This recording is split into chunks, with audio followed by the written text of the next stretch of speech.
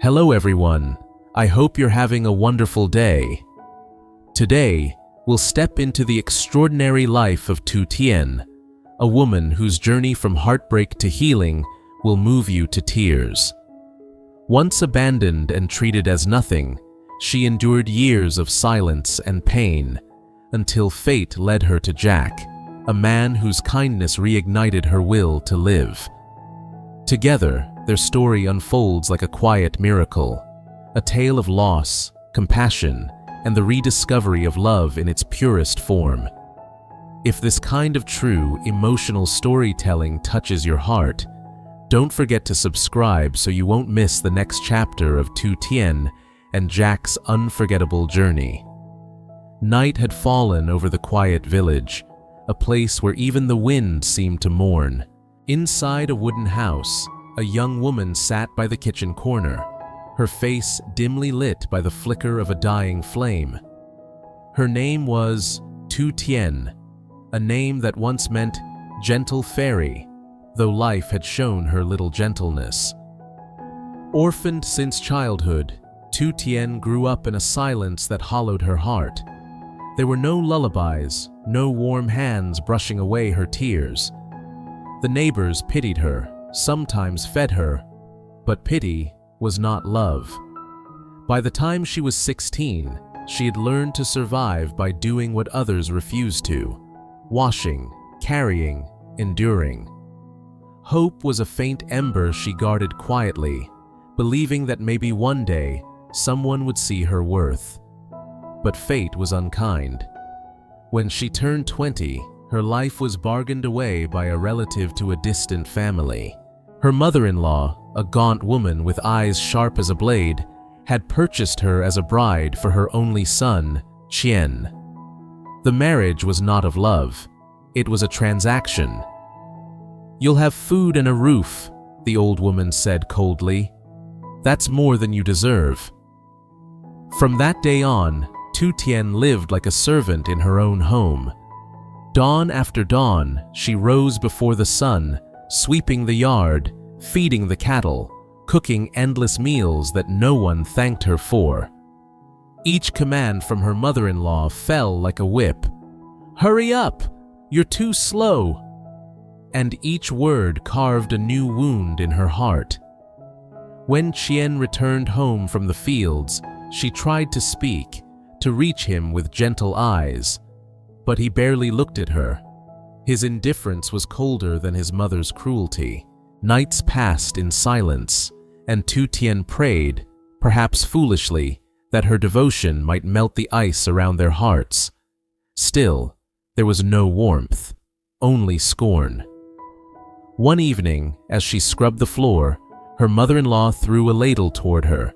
It clanged beside her cheek. "You can't even clean properly," she spat.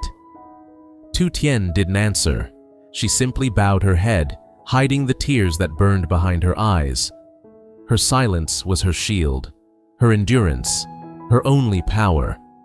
But inside, something was breaking. Years of humiliation and loneliness festered into a quiet despair. Every night, when the house slept, she would whisper to herself, "If I just work harder, maybe they'll see me." Yet deep down, she knew the truth. This house would never be her home. She was merely a shadow drifting through their world, unseen, unwanted. Then, one afternoon, the sky turned gold with cruel irony as her world collapsed. The wooden door creaked open, and Tien stepped inside, not alone, but with a pregnant woman at his side. His eyes were cold, void of guilt. "This is my new wife," he said simply. "She stays here." Tu Tien froze. The air was sucked from her lungs. Her heart, so used to pain, shattered anew. "What do you mean?" she whispered. "I'm your wife." Her mother-in-law's voice sliced through her words. "You? You're nothing. You've given us no child. No use. Out." Tu Tien fell to her knees, clutching at her dress. "Please, mother. I've served you for years. I'll work harder. Don't send me away." The old woman sneered. A barren woman has no place in my family." The new wife stood silent, but victorious, her eyes gleaming with quiet cruelty. Tien didn't speak. He just turned his back and guided the other woman inside, their laughter echoing like knives. Tu Tien's trembling hands reached for the doorframe, her voice breaking. "Don't do this to me. I have nowhere to go." "Get out!" her mother-in-law shouted. That night, the wooden gate closed behind her, and Tu Tien walked into the darkness. The sky was heavy with gray clouds, and the earth beneath her feet felt colder than ever. Every step was agony, every breath a reminder that she had been cast aside like waste. She wandered aimlessly through the fields, her tears mixing with the wind. "What have I done wrong?" she whispered, but no answer came, only the sound of her own sobs swallowed by the night. Days turned into nights as she found refuge in an abandoned cave near the mountain. The cave was damp and cold, but it did not mock her. The silence, though harsh, was kinder than the laughter she'd left behind. She gathered wildflowers to roast, drank from puddles, and survived on what little nature offered. Her reflection in the stream frightened her. A gaunt face, hollow eyes, lips pale from hunger. But somewhere deep inside, a stubborn spark refused to die. "Just survive one more day," she told herself. Then another. Weeks later, she carried a bundle of firewood to the market, her feet bleeding from the long walk. There, she saw him for the first time, Jack. He was taller than most men in the village, his eyes gentle but filled with something she hadn't seen in years. Kindness. The day before, she had woken to find a small stack of coins beside her in the cave. She didn't know who had left it, but now she recognized him. "Sir, I can't take your money," she said, rushing to return it. Her voice trembled with fear. She'd learned that kindness often came with a price. Jack smiled softly. "You need it to live. Please, think of it as a loan." His tone was calm, his gaze sincere. For a moment, she forgot how to breathe. All her life, she'd been treated as less than human. Yet, this stranger spoke to her as though she mattered. "I'll repay you," she whispered, clutching the coins tightly. "You don't owe me anything," he said. "Just live well." Those words struck her harder than any insult ever had. Tears blurred her vision, but this time, they were not born of pain. They came from an unfamiliar warmth spreading in her chest. The market around them buzzed with chatter and laughter, but to her, it faded into silence. His voice was all she heard, steady, kind, real. As he walked away, she stood there, clutching the coins, feeling something she had never dared to feel before: hope. That night, back in her cave, she stared at the coins in her palm, whispering his words to herself. "Just live well." And for the first time in years, Tu Tien smiled, not from happiness, but from a fragile belief that maybe, just maybe, she could start again. Her journey had been one of pain and silence, but now, something had shifted. The storm inside her no longer howled, it whispered. And beneath the whisper lay a seed of strength waiting to bloom.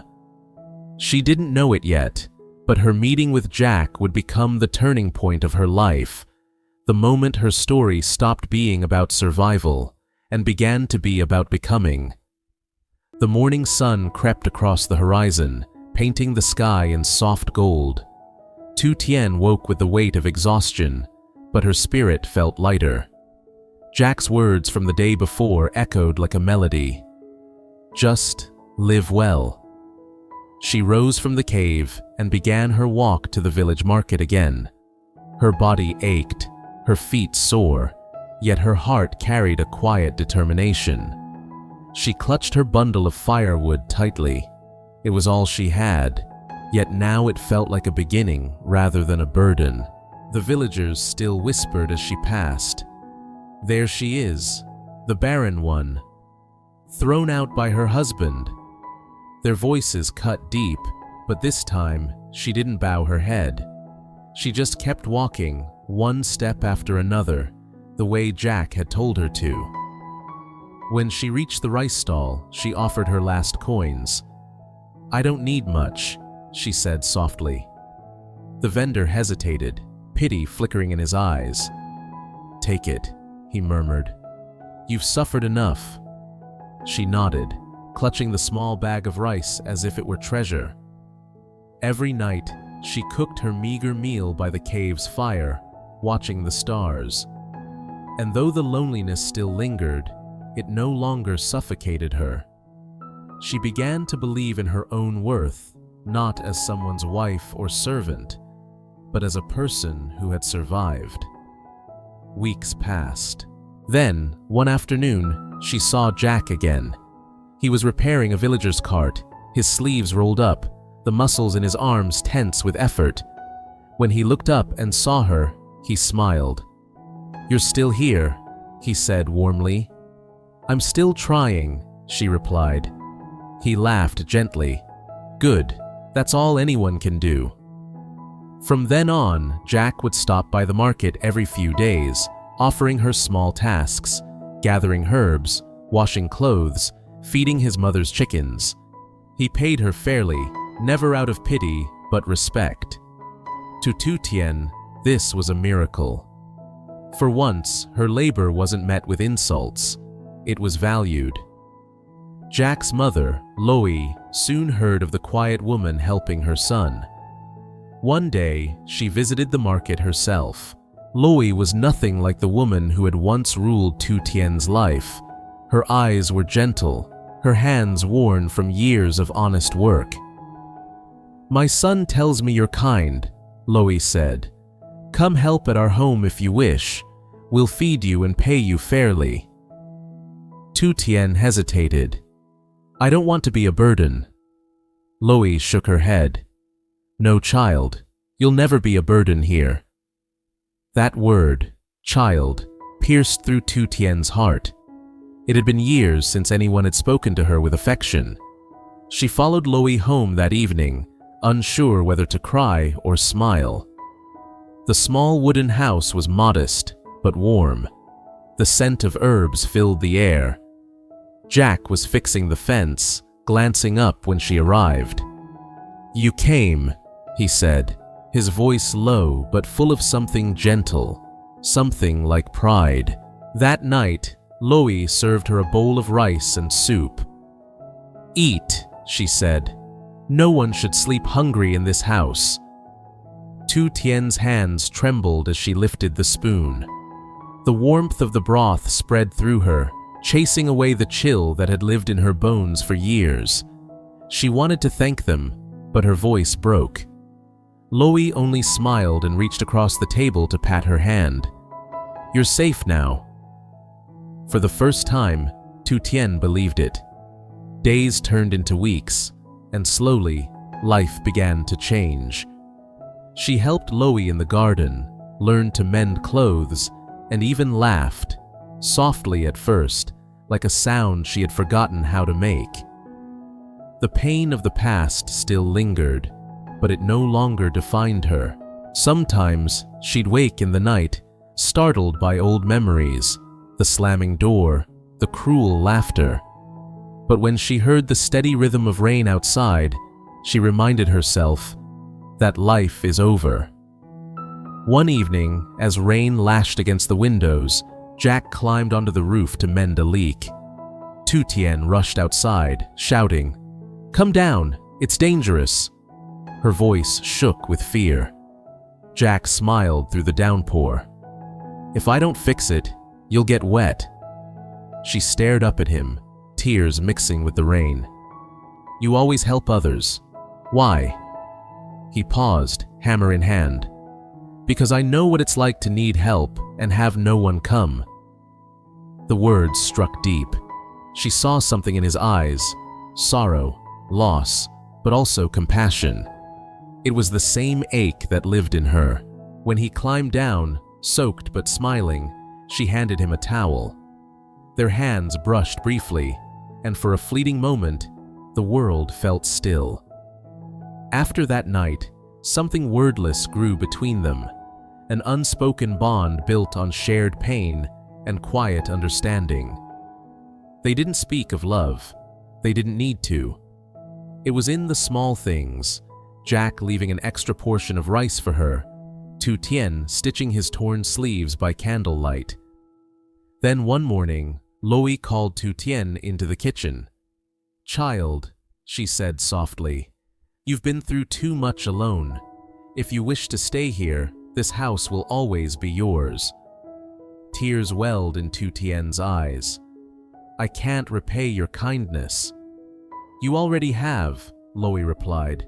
"You brought light back into this home." Jack entered then, wiping his hands. "Mother's right," he said, meeting her gaze. "You belong here." Tu Tien tried to speak, but only managed a whisper. "Thank you, both of you." That night, the storm outside raged, but inside, the house was filled with warmth, laughter, gentle conversation, the scent of boiling tea. Tu Tien sat by the window, watching the rain, her heart finally at peace. In that moment, she understood that love didn't always arrive like a thunderclap. Sometimes it came quietly, through kindness, patience, and the courage to start again. Months later, the villagers began to notice her transformation. The once shunned woman now walked with quiet grace. Children greeted her. Elders smiled when she passed. Even those who once whispered her name in gossip now spoke it with respect. One afternoon, as she returned from the market, she saw her former husband, Tien, by the roadside. His new wife stood beside him, her eyes tired, her face pale. Their wealth had vanished. Misfortune had found them. For a moment, pain flickered in Tu Tien's chest, but she didn't stop to gloat or curse. She only bowed slightly and continued walking. She had already fought her battle and won, not through revenge, but through survival. Back home, Jack greeted her at the door. "Everything okay?" he asked. She smiled faintly. "Yes, everything's fine now." And it truly was. In the years that followed, Tu Tien became known as a healer in the village, a woman who brought comfort to those in pain. Her garden bloomed with herbs and flowers, her laughter echoing through the valley. The cave where she once hid became a place she visited only to leave wildflowers, a silent tribute to the girl who had once lived there, broken but brave. At night, when the wind howled through the trees, she would sit beside Jack, their hands intertwined, and whisper a quiet prayer of gratitude, for pain that shaped her, for kindness that saved her, and for love that grew not from wealth or power, but from compassion. Tu Tien's story was no longer one of tragedy. It was one of rebirth. From the ashes of cruelty, she had built a life defined by strength, dignity, and grace. And as the stars shimmered above the peaceful village, Tu Tien smiled, knowing she had finally found what she'd been searching for all her life, not just a home, but a place where her soul could rest.